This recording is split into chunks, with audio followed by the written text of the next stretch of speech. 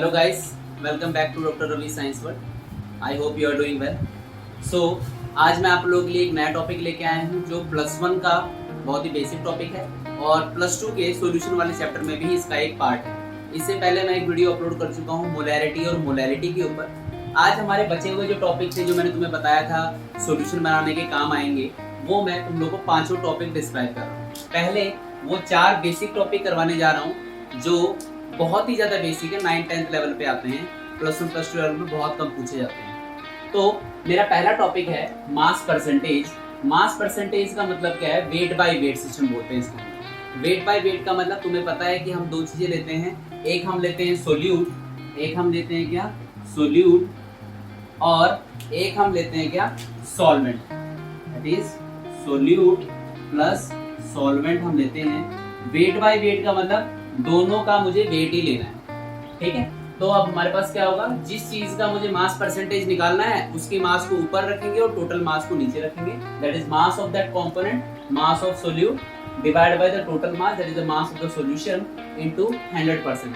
Suppose मैं कहता हूँ कि एक NaCl का सॉल्यूशन है 10% बाय वेट है, NaCl का सॉल्यूशन है 10% बाय वेट है। इसका मतलब क्या हो गया, 10 gram NaCl divide by total mass कितना, mass of solvent plus solute दोनों ऐड करके सॉल्यूशन का इनटू 100, तो वो हमारा मास परसेंटेज ऑफ NaCl आ जाएगा। सिमिलरली मेरे पास आता है volume percentage, volume by volume, again वही, जिसका मुझे वॉल्यूम परसेंटेज निकालना है उसका वॉल्यूम ऊपर और बाकी टोटल वॉल्यूम मेरा नीचे आ जाएगा इनटू 100%। अगला है मेरा mass by volume percentage, very important concept. इसको ज्यादातर हम लोग ना लैब में यूज करते हैं।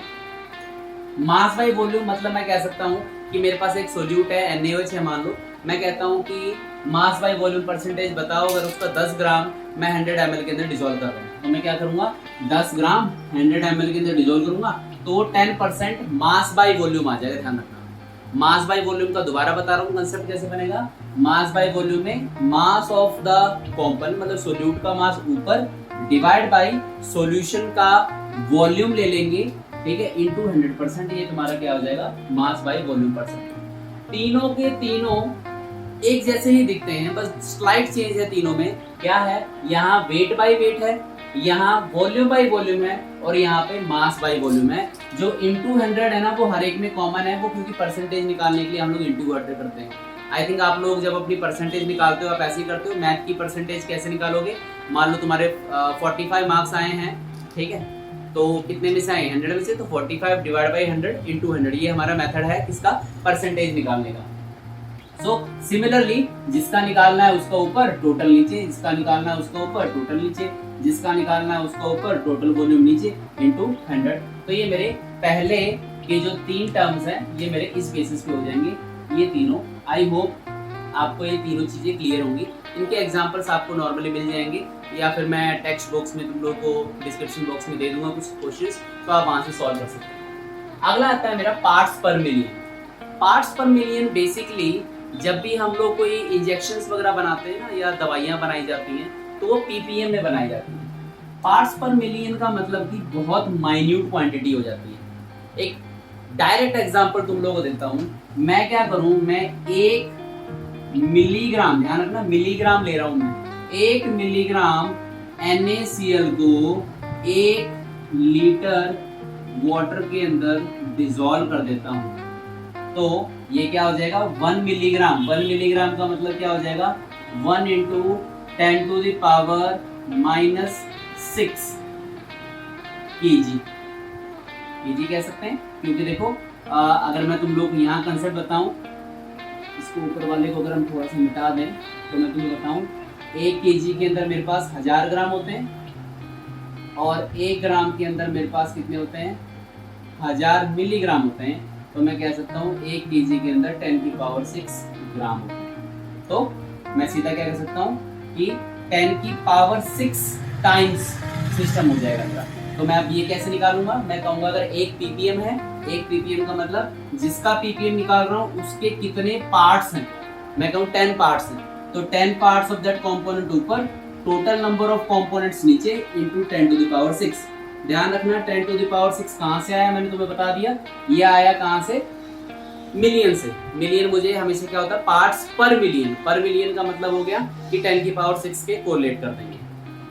सो मेरा mass by mass percentage, volume by volume percentage and mass by volume percentage, और लास्ट मेरा पीपीएम। ये चारों ऐसी क्वांटिटीज हैं जिनके ऊपर फाइनल एग्जाम में, मतलब +2 में, +1 में कोई स्पेसिफिक क्वेश्चन नहीं आता है। बट हाँ ये है कि जनरलाइज जब भी आपका फाइनल प्रैक्टिकल होगा तो टीचर वाइवा में आपसे पूछ सकता है कि भाई पीपीएम क्या होता है, या पूछ सकता है कि भाई वॉल्यूम बाय वॉल्यूम परसेंटेज कैसे डिफरेंशिएट करोगे, मास बाय वॉल्यूम कैसे डिफरेंशिएट करोगे, एंड सो ऑन। अब जो हमारा अगला टॉपिक है, जो हमारा पॉइंट ऑफ कंसर्न है, जिसके ऊपर क्वेश्चन आता है, वो क्वेश्चन क्या है, वो है मेरा मोल फ्रैक्शन। अब मैं बात करता हूं मेरा most important topic, mole fraction.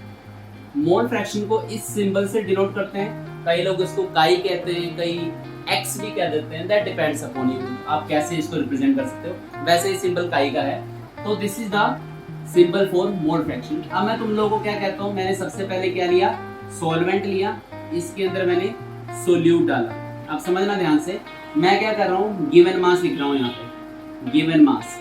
अब गिवन मास सॉल्वेंट का W1, सोल्यूट का W2, और अब लिख रहा हूँ मोलर मास या मोलिकुलर मास, इसका M1 और इसका M2। अब दोनों के मैं नंबर ऑफ मोल्स निकाल रहा हूँ। आई होप आप लोगों ने मेरी पिछली वीडियोस देखी होंगी जहाँ पे हमने नंबर ऑफ मोल्स निकालने सीखे हैं। नंबर ऑफ मोल्स कैसे निकालते हैं, given mass divide by molecular mass, given mass divide by molar mass. तो दोनों के नंबर ऑफ मोल्स हमने अच्छे से निकाल लिए। जब दोनों के नंबर ऑफ मोल्स हमने निकाल लिए तो हमारे पास कंसेप्ट क्या बना, मैं क्या कर रहा हूँ, अब निकाल रहा हूँ मोल फ्रैक्शन फॉर, मान लो मैं निकाल रहा हूँ मोल फ्रैक्शन फॉर 2। दो कंपोनेंट थे, दो कंपोनेंट में एक कंपोनेंट था मेरा क्या, सोल्यूट, एक था सॉल्वेंट। सपोज मैं कहता हूँ मोल फ्रैक्शन फॉर 2 निकालना है, ध्यान से समझना, मोल फ्रैक्शन फॉर 2 निकालना है। How it is defined, it is the number of moles of 2 divide by number of moles of 1 plus number of moles of 2। अगर इसको मैं और डिटेल में बनाऊंगा तो mole fraction of 2 will be equal to W2 by M2 divide by W1 by M1 plus W2 by M2। That means ये मेरा mole fraction का कंसेप्ट हो गया। सिमिलरली अगर मैं पहले कंपोनेंट का मोल फ्रैक्शन निकालूंगा N1 divide by N1 plus N2, और W1 by M1, W1 by M1 plus W2 by M2। इन दो तरीकों से मेरे मोल फ्रैक्शन आ जाएंगे। अब समझना, बहुत इंपॉर्टेंट चीज बता रहा हूँ। कई बार क्या होता है, ट्रिकी क्वेश्चंस होते हैं, नीट और जेई में बहुत ज्यादा यूज होते हैं ये। आपको क्या बोलते हैं आप, क्योंकि हमें पता है नीट और जेई सारा का सारा टाइमिंग का खेल है। क्वेश्चन आते हैं आपको, लेकिन अगर आप टाइम ज्यादा वेस्ट करते हो तो कम क्वेश्चन अटेम्प्ट कर पाते हो। एक सिंपल सा एक लॉजिक होता है कि अगर तुम्हारे पास दो कंपोनेंट हैं, मोल fraction of 1 plus mole fraction of 2 हमेशा क्या आएगा, 1 आएगा। ये चीज आप दिमाग में रखना। अगर आपके पास दो कंपोनेंट है तो दोनों के मोल फ्रैक्शंस का सम हमेशा 1 आएगा। मान लो मैं कहता हूँ कोई कंपोनेंट 1 था, उसका मोल फ्रैक्शन 0.2 था, तो मोल फ्रैक्शन ऑफ 2 क्या आ जाएगा, 1 माइनस 0.2 दैट इज 0.8। सो हमारे पास कंसेप्ट क्या बना, number of moles divide by total number of moles वाला हमारा कंसेप्ट बन गया। एक इंपॉर्टेंट चीज ये है कि mole fraction is a unitless quantity. इसकी कोई यूनिट नहीं होती। क्यों नहीं होती, क्योंकि देखो ऊपर भी मोल्स है, नीचे भी मोल्स है, मोल से मोल कट गए तो हमारी क्या होगी, यूनिटलेस क्वांटिटी होगी। अब हम क्या कर रहे हैं, अब हम एक छोटा सा एग्जांपल लेंगे और एग्जांपल के बेसिस पे पूरा क्वेश्चन सॉल्व करेंगे। तो हमारा एग्जांपल क्या है, सपोज मैं कहता हूं कि find mole fraction of 20 gram NaOH dissolved in, मैं कह सकता हूं 9 ग्राम वाटर। भाई 9 ग्राम वाटर के अंदर 20 ग्राम NaOH डिसॉल्व करना है, बताओ क्या बनेगा। इसको 9 की जगह पे, हाँ चलो 9 ही रहने देते हैं, थोड़ा इजी हो जाएगा हमारे लिए। Okay, let us solve this. तो मैं सबसे पहले मोल फ्रैक्शन का फॉर्मूला लिखूंगा। मुझे मोल फ्रैक्शन निकालना किसका है, NaOH का निकालना है तो फॉर्मूला क्या हो जाएगा, number of moles of NaOH divide by number of moles of NaOH plus number of moles of water. Number of moles of NaOH कैसे निकालेंगे, गिवन मास NaOH का 20 और NaOH का molecular mass again 23 plus 16 plus 1 कितना आ जाएगा 40। Same NaOH 20/40 plus water का कितना निकलेगा, गिवन मास है 9 और मोलिकुलर मास होता है 18। सॉल्व करोगे तो देखो कट गया, यहाँ कितना आया 0.5, यहाँ कितना आया 0.5, यहाँ कितना आया 0.5, that is 0.5 divide by 0.5 plus 0.5 कितना आ जाएगा 0.5 डिवाइड बाय 1 दैट इज 0.5। तो मैं कह सकता हूँ इस क्वेश्चन का answer mole fraction for NaOH will be 0.5। अगर इसी क्वेश्चन में तुम लोगों को पूछा होता मोल फ्रैक्शन फॉर वाटर तो तुम क्या करते, 1 माइनस 0.5 करते तो तुम्हारा ये 0.5 आ जाएगा। So this is the simplest question और इसी तरीके के कुछ क्वेश्चंस हैं जो आप लोग प्रैक्टिस कर सकते हैं, आपकी NCERT में गिवन होंगे।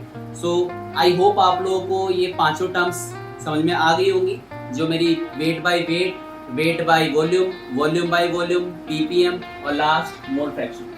ध्यान रखना जो मेरी पिछली 2 वीडियोस हैं जिसमें मैंने मोलैरिटी, मोलैलिटी और ये मोल फ्रैक्शन, ये तीनों ऐसे इंपॉर्टेंट टॉपिक हैं जिसके ऊपर +1 का पहला चैप्टर और +2 का पूरा चैप्टर सेकंड नंबर सॉल्यूशन वाला पूरा का पूरा इन 3 चीजों पे टिका हुआ है, मोलैरिटी, मोलैलिटी और मोल फ्रैक्शन के ऊपर। तो आई होप आप लोगों को वीडियोस पसंद आ रहे हैं और आपको ये समझ में आ गया होगा। If still you people are facing any difficulty, आप मुझे कमेंट बॉक्स में कमेंट करके बताइए, मैं आपकी प्रॉब्लम को रिजॉल्व करूंगा and I will help you out. And if you are liking this, please like the channel, subscribe the channel and press the bell icon. Thank you so much.